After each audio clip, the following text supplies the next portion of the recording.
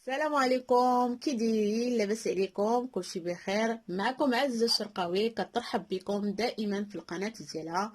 اليوم ان شاء الله جبت لكم علاج ديال البرد عن تجربة بغيت نديرها. قلت علاش ما نشاركهاش مع الاصدقاء ديالي وحبابي يستافدوا حتى هما من هاد الوصفة اللي كندير ديال البرد.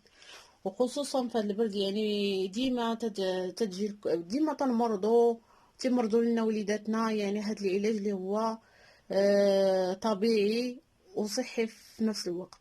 الوصفة يعني تتطلب مكونات اللي هما بساط وموجودين في اي بيت.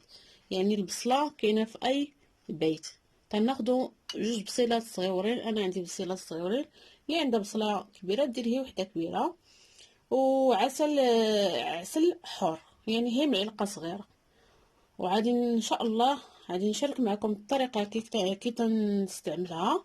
تنشد البصله، تنقيها، تنغسلها، تنحكها.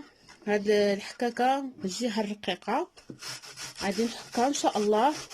وغادي نرجع معكم باش ما يجيش الفيديو طويل. بعد ما طحنت البصله ديالتنا كي تلاحظوا اول ما ديالها غادي نصفيها. يعني غادي ناخد كاس بحال هكا وناخد صفايه، غادي نصفيها بهذه الطريقه هذه.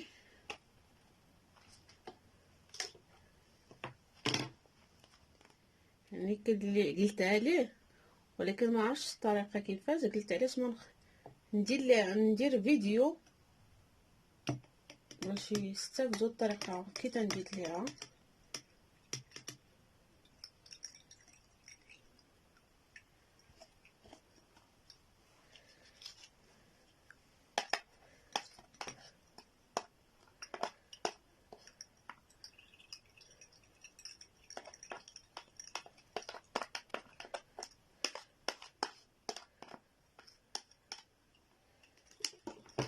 تصفيها بهذه الطريقه هذه،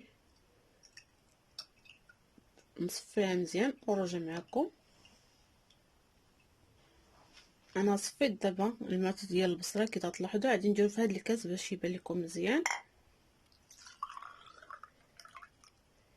هكا. غادي تزيدي عليه شويه الماء باش الماء ديال البصله ما يجيكش حار بزاف. تزيدي عليه غير شويه الماء، تتهرسي داك المذاق غير شويه. وتزيدي عليه معلقه ديال العسل حر، معلقه. تنحركوا ديك المعلقه ديال العسل مزيان مع الماء ديال البصله. وبالنسبه لهذا الكاس ما تشربيه حتى تبغي تنعسي عاد تشربيه، لان هذه الوصفه رائعه لعلاج البرد بالنسبه للناس اللي كيمرضوا بزاف.